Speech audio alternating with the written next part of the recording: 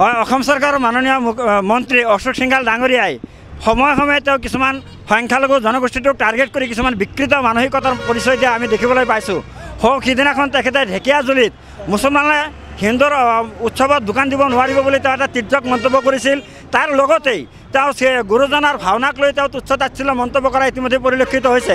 আজি অসমীয়া জাতি জনগোষ্ঠীৰ বিভিন্ন দাবীত হেঁচাত তেখেতে ক্ষমা খুজিবলৈ বাধ্য হৈছিল। পুনৰাই তেখেতে গোৱালপাৰাত মুছলমানসকলক তুচ্ছ তাচ্ছিল্য কৰি তেওঁ দাড়ি টুপি লুংগি পায়জামাৰ কথা কৈ তেওঁ এটা জনগোষ্ঠীক তেওঁ সেয়া প্ৰতিপন্ন কৰিব বিচাৰিছে, এটা জনগোষ্ঠীক তেওঁ তুচ্ছ তাচ্ছিল্য কৰিছে। গতিকে মন্ত্ৰী অশোক সিংঘাল ডাঙৰীয়াক আমি পদত্যাগ দাবী কৰিছোঁ আৰু তেখেতক সকীয়াই দিছোঁ যে আগন্তুক দিনবোৰত কোনো কাৰণতেই যাতে মুছলমানসকলক টাৰ্গেট কৰি তুচ্ছ তাচ্ছিল্য কৰি এইজন মন্ত্ৰীয়ে যাতে কথা নকয়। হিমন্ত বিশ্ব শৰ্মা ডাঙৰীয়াই আমি দেখিবলৈ পাইছোঁ যে এইখন চৰকাৰ আচলতে অগণতান্ত্ৰিক এখন চৰকাৰ, অসাংবিধানিক এখন চৰকাৰ। তেওঁলোকে সংবিধানক ভৰিৰে মোহাৰি তেওঁলোকে গণতন্ত্ৰক নিঃশেষ কৰি তেওঁলোকে চৰকাৰ চলাব বিচাৰিছে।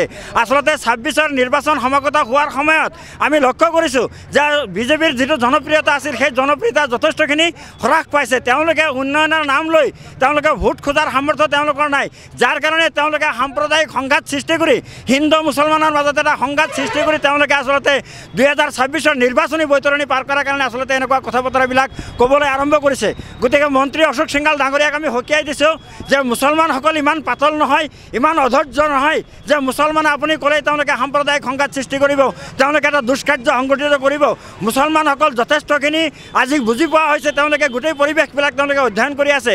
গতিকে আপোনাৰ যিটো কূট কৌশল যে হিন্দু মুছলমানৰ মাজত সংঘাত তৈয়াৰ কৰি আপোনালোকে ২০২৬ চনৰ নিৰ্বাচনৰ বৈতৰণি পাৰ হ'ব, এই কথা কোনোবাধ্যেই সম্ভৱ নহয়, কোনোবাধ্যেই সফল হ'বলৈ দিয়া নহয়। মন্ত্ৰী ডাঙৰীয়াক আমি সকীয়াই দিছোঁ যে তেওঁ কোনো কাৰণতে যাতে মুছলমানসকলৰ ওপৰত যাতে তীৰ্যক মন্তব্য নকৰে আৰু তেখেতক ৰাজহুৱাভাৱে অসমবাসীৰ ওচৰত ক্ষমা খোজাৰ কাৰণে আমি দাবী জনাইছোঁ। অন্যথাই মন্ত্ৰী অশোক সিংঘালৰ বিৰুদ্ধে আমি বিভিন্ন ধৰণৰ কাৰ্যসূচী ল'ম, বিভিন্ন ধৰণৰ পদক্ষেপ গ্ৰহণ কৰিম। প্ৰয়োজন হ'লে আমি ন্যায়ালয়ৰ কাষ চাপিবলৈ আমি বাধ্য হ'ম অশোক সিংঘালৰ বিৰুদ্ধে। গতিকে আমি তেখেতক সকীয়াই দিছোঁ তেখেতে যাতে মুছলমান সম্পৰ্কে বা কোনো সংখ্যালঘু সম্পৰ্কে যাতে এনেকুৱা তীৰ্যক মন্তব্য আৰু কোনোদিনেই নকৰে। আপোনালোকে জানে যে বিজেপিক খুব আশাৰে অসমৰ ৰাইজে তেওঁলোকক শাসনৰ গাদীত বহুৱাইছিল যে অসম আৰু অসমীয়াৰ উন্নতি হ'ব বুলি।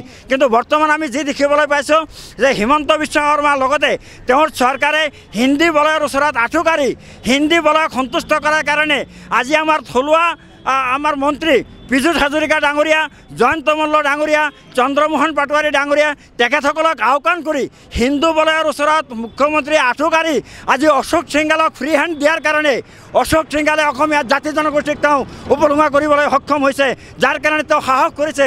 আজি শ্ৰীমন্ত শংকৰ গুৰু ডাঙৰীয়াৰ ভাওনাক লৈ তেওঁ তুচ্ছ তাচ্ছিল্য মন্তব্য কৰিছে। এই সুযোগ কোনে প্ৰদান কৰিছে? এই সুযোগ প্ৰদান কৰিছে অসমৰ মাননীয় মুখ্যমন্ত্ৰীয়ে। গতিকে মুখ্যমন্ত্ৰী ডাঙৰীয়াক আমি আহ্বান জনাইছোঁ যে আপোনাৰ এইজন মন্ত্ৰীক যদি আপুনি নাকি নলগায়, লেগাম যদি নলগায়, আগন্তুক দিনত কিন্তু আপোনাৰ চৰকাৰে ভয়াৱহ পৰিস্থিতিৰ সন্মুখীন হ'ব লাগিব। গতিকে মুখ্যমন্ত্ৰী ডাঙৰীয়াই অতি শীঘ্ৰেই যাতে অশোক সিংঘালক নাকি লগায় তাৰ কাৰণে আমি দাবী জনাইছোঁ।